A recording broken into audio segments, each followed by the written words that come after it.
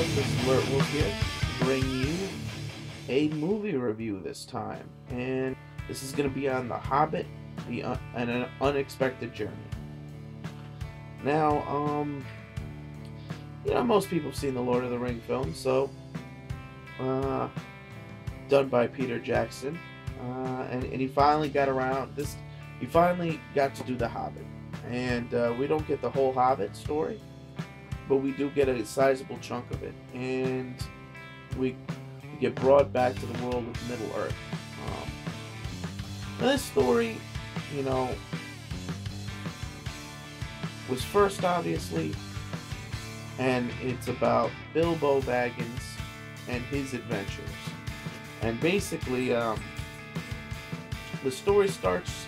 Actually, this movie starts just before the Lord of the Rings is about to start. And Bilbo's deciding to write the story of his adventures and leave it to Frodo. We also get, bits about. Not a spoiler alert. You get to see Frodo there, pre-Lord of the Rings, basically, and and it's the old man recanting the tale, basically, and he's the narrator of the story, obviously, and the opening line is straight out of the book. The first line he writes is right out of the book, so I love that. And then it goes back and he tells the story, and basically Bilbo is he's exactly the way you expect him. If we're just going by the motion pictures, his character is exactly the way he is as an old man. He's just younger. He's just a young old man, basically. Excuse me. And he has a good life. It's a quiet life. It's a boring life, but it's his life. And he doesn't want to be bothered, and he doesn't want adventures, and he doesn't want anything until he gets, what happens is he runs into Gandalf, or Gandalf finds him, actually, and offers him an adventure. Of course, he turns it down. And he's like, oh, sure, right. And the next thing you know, the dwarfs come to visit. And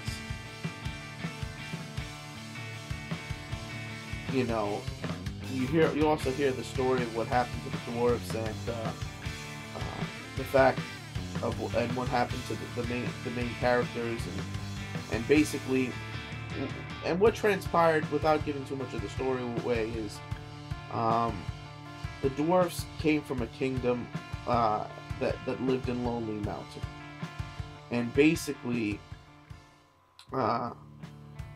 they were rich with gold, other things, and one day they woke up the heart of the mountain, which is this energy crystal orb thing, and that was claimed by the king, which made him he actually became too greedy, and his greed was starting to affect people. Basically, his friends didn't like him anymore, the other kingdoms, because he made them pay respect. And awakening the heart of the mountain, and it called the dragon to it. The dragon known as Smog. Now, we don't get a good look at this dragon in this part of the picture, unfortunately. But he takes the he takes the mountain.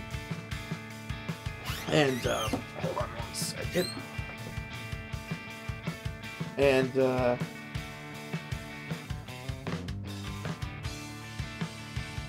like I said, he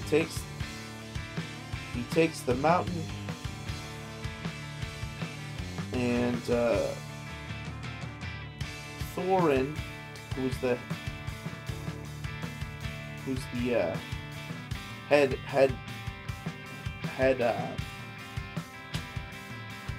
dwarf. Sorry, I don't know why my brain's farting. But anyway, he's the grandson of the king, and he was around for all of this to happen.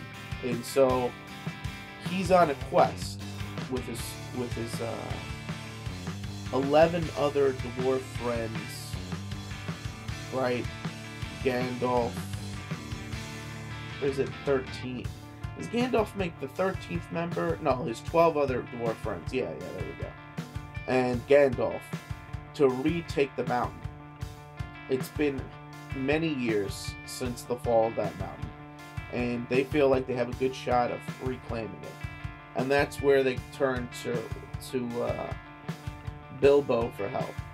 And basically, Gandalf has a feeling about him, and he wants him to be the burglar. And he's like, "Oh, I've never stolen anything." Now these scenes in the movie are done so great. There's a lot of humor. We get some song when we get a couple of songs like when they're cleaning up. We get the what Bilbo. That's What Bilbo Hates song, and it's just so good. I mean, I was always a bigger fan of The Hobbit than I was of Lord of the Rings, and it mainly had to do with the main character. Honestly, I liked Bilbo a hell of a lot better than I liked Frodo. I just did. And Frodo had stuff handed to him too, right?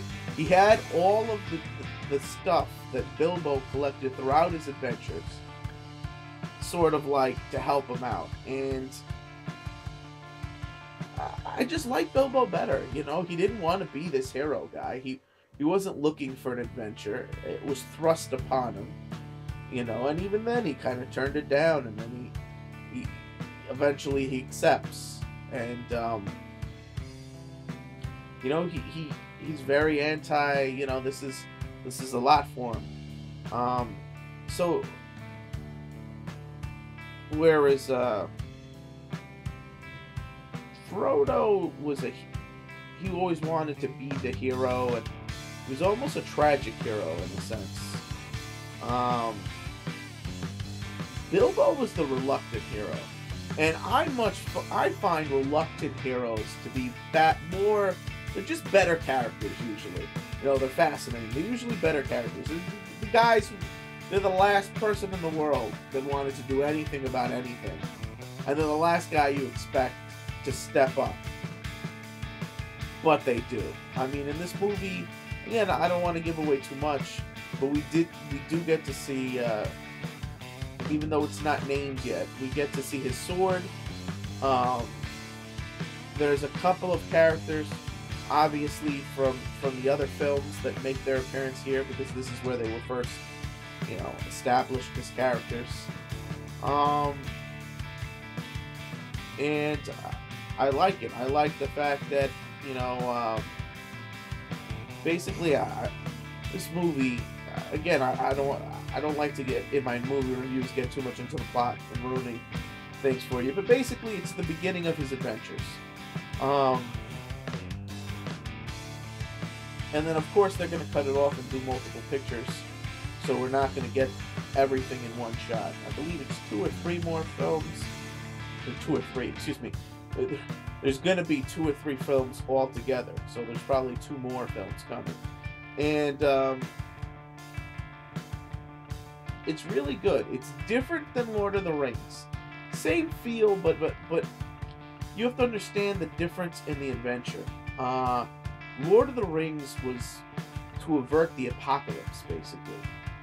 And so it got very drab, very war-ish, in the battle scenes, but Frodo and Sam basically dealt with a lot of the psychological peril themselves. And the ring was constantly because Sauron was almost completely awakened at this point. It was constantly tainting and tarnishing Frodo. And and again, but that's partially to do. Frodo's not a strong-willed character as Bilbo is. I mean, Bilbo started the adventure older than Frodo started his adventure, and Bilbo had a lot. He was much stronger willed. Whereas I could say Frodo had a purer heart, Bilbo had a stronger will, and he was just dead set against everything he was doing, but he was still doing it. And we also get, not to give away too much, but it was in the commercial, so I'm assuming you saw it. We get Gollum and his introduction, and I love Gollum, so anytime we get to see him in the movie, it's gonna be great. And so that was fun to see that, and to get that idea of, basically in general, the ring in Bilbo's hands, for the most part, he kept the evil asleep, because of his innate goodness. So you gotta dig that.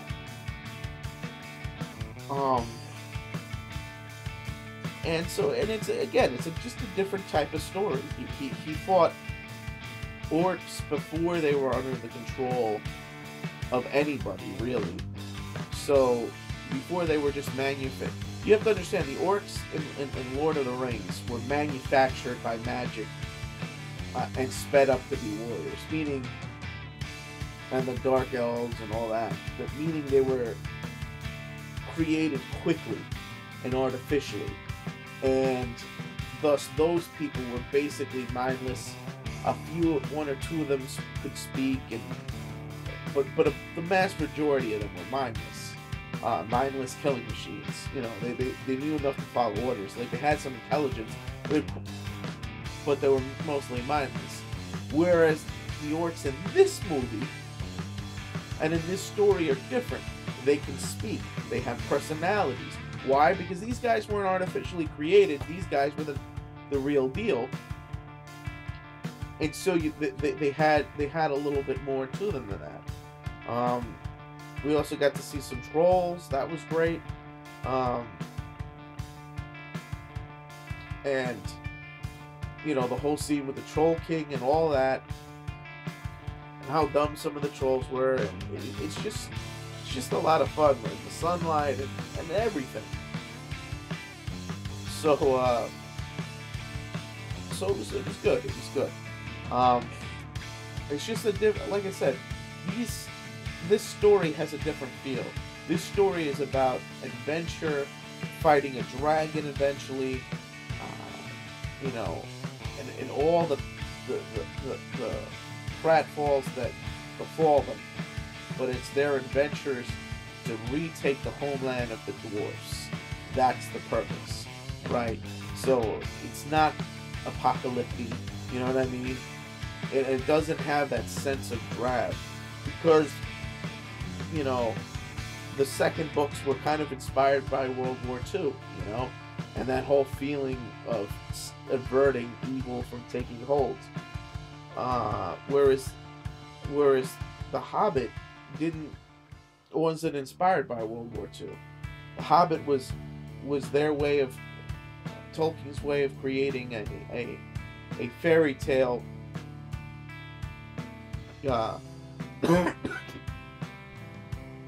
for England, and their own mythology. That was his purpose. I mean, if you look at the symbolism in the movie, obviously, you have the dwarfs, they're Scottish. The elves, is it Walish? I don't even think they're from Wales. The English are the humans. The hobbits are the Irish, And you know what? The Americans are so clearly labeled, because whenever, I'm gonna say this, the wizards were the druids, you know what I mean? But they're rare and far between. And the Americans are represented in the story, Because we are the freaking Eagles. Because whenever Gandalf gets in trouble, he calls for the Eagles to save the day. He did it in The Hobbit, and he did it in Lord of the Rings. And that's because Eagles, USA, USA, we're there when you need us. But we won't do the whole job for you. So I think that's funny. But I've rambled on a lot about many things pertaining to The Hobbit. But let me cut it down. I saw this movie in 3D. I thought this movie was great. It wasn't ultra 3D like an Avatar, but it wasn't shitty 3D like a Amazing Spider-Man. The 3D in this picture did happen enough to warrant paying for it in 3D. It was also shot in super high resolution, so the thing just looks great. So if you know, I'm saying it's worth the 3D admission. I mean, it's not one of these pictures where if you don't see it in 3D, you're gonna be mad at yourself. But it is one of these pictures that's just over the scale that is worth seeing in 3D. So I say see it in 3D. The movie itself was good. I'm gonna give this movie a 5 out of 5. I absolutely love The Hobbit. But again, if you're looking for the Lord of the Rings Part 4 or the prequel, obviously it's the prequel to Lord of the Rings, but if you're looking for that same type of emotion,